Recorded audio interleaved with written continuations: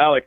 So I run a business. I run a school where we help Russian-speaking green card holders pass U.S. naturalization, become U.S. citizens. Mm-hmm. Yeah, we currently do 1.35 million per year, and we really want to get 4.5 million. Welcome back to Daily Revenue Report. Alex Hormozi drops a brutal reality check live, exposing why this immigrant education business is stuck and what it actually takes to scale to millions. In this explosive Alex Hormozi discussion, the ad strategies, scaling problems, cold traffic failures, and creative bottlenecks get completely dissected in real time. Alex Hormozi breaks down the exact reason most businesses plateau and the hard truth behind scaling meta ads, market size, and customer acquisition. This is one of the most intense Alex Hormozi live Q&A moments yet. By the way, only 3% of the people who watch my videos are subscribed. So if you find yourself consistently watching these videos and liking them, do me a favor and hit that subscribe button because we drop videos like this every single day. 1.25 per year? Yeah, 1.35. 1.35 million per year. And you want to get to where? 4.5. 4.5. Okay. How big is this market? How many people are in that little bucket? It's not a little bucket. There's 1 million people a year that pass U.S. naturalization interview. Out of them, well, Russian speaking is not 1 million, obviously. Right. After them, it's Latino. There is no exact statistic, but it's like 70 to 50K people per year. Okay, so like I said, the little bucket. Okay, so 50 to 70K. All right, that's fine. So you have 50, 70,000 people there. All right, what are you charging right now? The core offer is 2,000. That's the average price. Okay, Not bad. got it. That sounds good. So for you to hit 4.5 million, we got to sell 20 to 50, 2,200 or something like that of those. I was wrong. Exactly. Yeah. Don't do public math, 2,230. kids. Okay, I'll just say 2,500 just to make sure we're good. Okay, so you got to sell 2,500 of these units. So that's going to be what, 50 a week? Okay. Yeah. Which is 7 per day. Okay, so what are you that's a doing lot. right now to sell these customers? We run meta ads. We have a relatively big YouTube channel within our niche, dominating the niche. So Meta is the biggest acquisition channel. Actually, the constraint that we have right now is that we can't scale past 10 to 12K per week ad spend. We run it through the webinar, and we currently enroll about 10 students per week. That's the thing about meta ads that people don't realize, because most people don't make it to a place where they hit these limits. But a lot of meta ads, when you start the account, they actually limit you to $50 a day. So that's the first thing you run into. Then you got to open multiple accounts, kind of reach out to Facebook, see what you can do. Then on top of that, once you actually saturate your market, you're only going to be able to spend so much. And that's why you see a lot of people open up different locations, especially when it's a locally based business like the one we're looking at right now. Because when you open up a second location, now you have this whole area you can market to and open up that budget. Like 4x. Okay, and then when you scale ad spend, what happens? We scale the ad spend. We just don't get 4 of the good leads. We just get a bunch of the tire kicks that are, either too early to actually apply to it, or they don't have a visa, or they out of the country. Dude, we should some just do crazy phones thing. or something. I'm tired of these systems. Say it again, man. Yes, can you hear me? Yeah, go ahead again. Yes.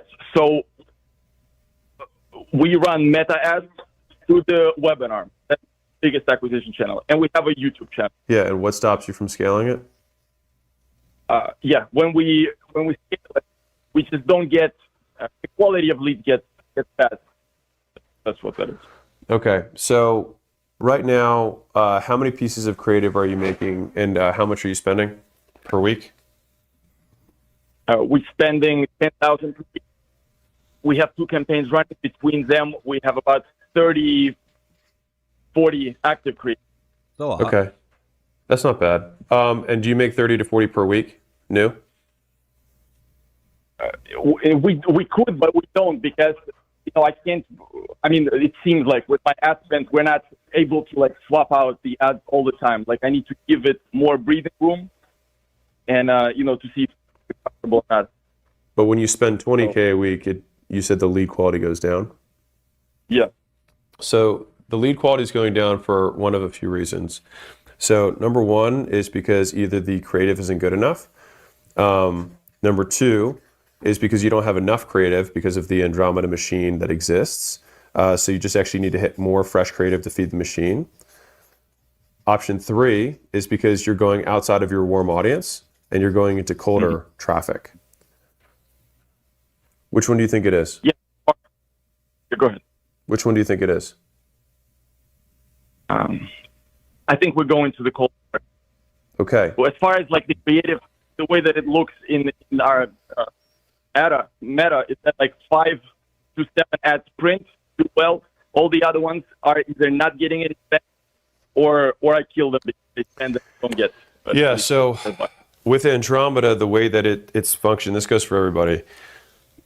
When right now, this is how the new system works. You feed it a ton of ads, and then it picks the top like 10% that it thinks are good, and then it runs it to those, which makes advertising more efficient, so advertisers are happy.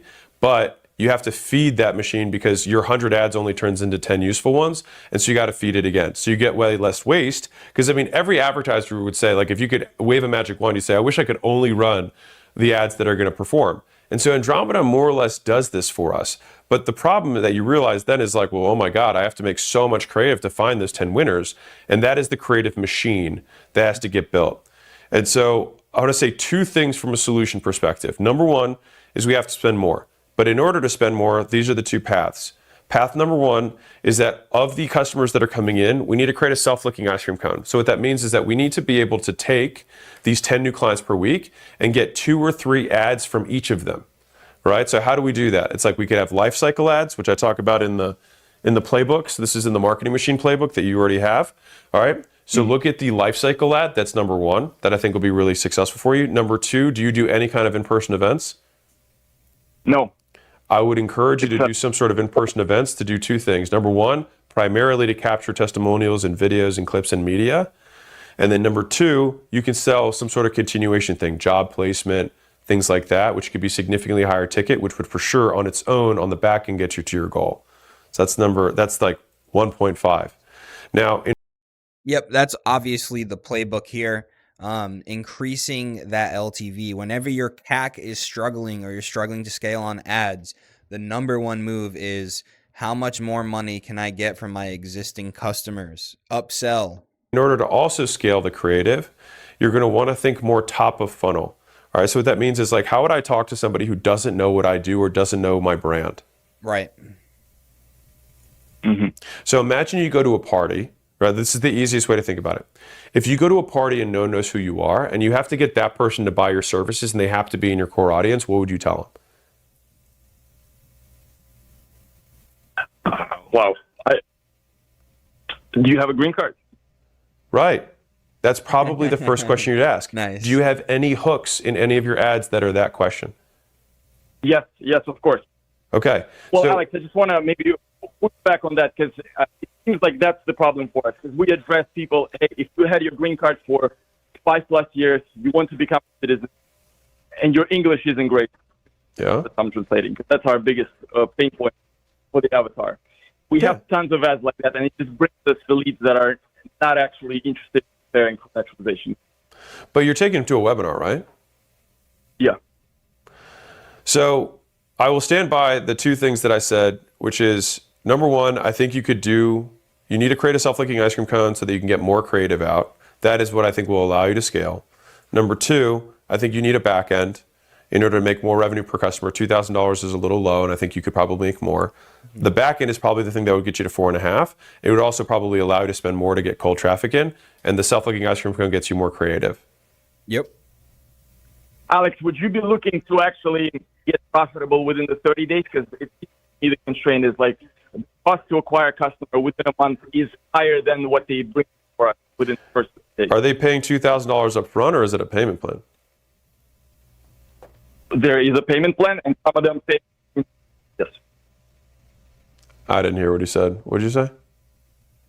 We incentivize people to stay in school, but some of them choose it because that's all they can.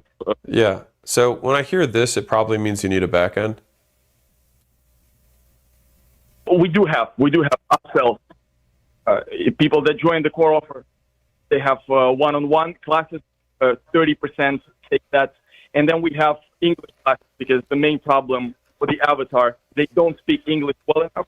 So either before they become a citizen or after they become a citizen with us, we take them on one-on-one classes for English. And that's like fitness. You never get your English to 100%. We just keep improving. Okay. So what's the solution, man? The solution is to build a creative machine, right? Mm-hmm. So we can spend more. More creative. And you said you have a back end. You don't have a back end, you have upsells. I'm saying you need another offer which you could sell at an in-person event where you could get more creative. And I think it's probably around job placement stuff and job skills. Yeah, that makes sense. Wouldn't that be completely different? So think about it this way. Think about it as more as like job-related language rather than like job, like not like a new business, just like a new portion of language. Does that make sense? Yeah, because you need a job to be a U.S. citizen, so you need a job. You need to learn how to do your job in another language, right? So that's the pitch. It's not a new business, not just job placement. It's how to get enough English to do a job in the U.S. How to get good enough at English to get a good English job in the U.S. Yeah, that's how I think about it. Because basically, we have a lot of elder people that are done with work. Okay. Well, then it sounds like you just need to make more creative. Yeah. Alex is done with this conversation. Yeah. I also think, kind of like I started with, the market that you're going after, you said 50 to 70,000 are Russian, right? Now, of those Russians that are 50 to 70,000, how many of them are over 5 years and are struggling to speak English? Yeah, much less. Right. We take about 1,000 people last year, citizen. Right. And so my point is that like there is somewhat of a limit to this business because the pool you're going after is very small. Yeah. Mm-hmm. So would the next logical progression be, work with other immigrants that are on that process, like more of 1 million people that actually go through it? Yeah. Change the language, bruh. I just get those Latins that you saw talking about earlier. You have to focus on the avatar. You have to focus on the offer. And I thought that would be like a distraction for us. I agree. I think you can basically, you should be realistic about how many people this is per year of who are actually eligible for the things that you sell. And then if you can get 30 or 50% of them, like you're winning, right? But for you to hit your $5 million goal without an increase in LTV, you need 2,500. You said there's 50 to 70,000. Now, of those 50 to 70,000, we know for sure that a lot of those people are not necessarily struggling to speak English. Some of them are just, they speak English fine, right? I have multiple Russian employees that work for me and they naturalized and they speak English perfectly, right? Yeah. Mm-hmm. So of that 50, is it half? Is there 25,000 that are there? Is it a third that are really struggling? Is it 15,000? Selling 2,500 to 15,000 is very significant market penetration. And so again, yes, I think we can do more creative. Yes, I think we can have more cold hooks. But I think that in order for you to scale this business, you will likely need to add some sort of thing on the back end or you go adjacent. Yeah. Damn. Do the ad thing first. That might be able to take you to 3. Back end would be able to get you to like maybe 5-ish. But I don't think this is going to become a $50 million thing unless you go kind of adjacent verticals for language. Mm-hmm. Yeah. Cool. Gotcha. All right. That's the plan. Appreciate you. Thank you, Alex. Yeah, you bet. Alex Hormozi just absolutely dissected the real reason businesses stop scaling, from weak creative systems to tiny market ceilings and broken acquisition strategies. This live Alex Hormozi discussion was packed with brutal scaling advice, meta ad secrets, cold traffic truths, and $1 million business lessons most entrepreneurs never hear. And if you want more videos like this, raw Alex Hormozi breakdowns, live Q&A moments, and explosive business content that can completely change the way you grow your company, hit that subscribe button because we drop videos like this every single day.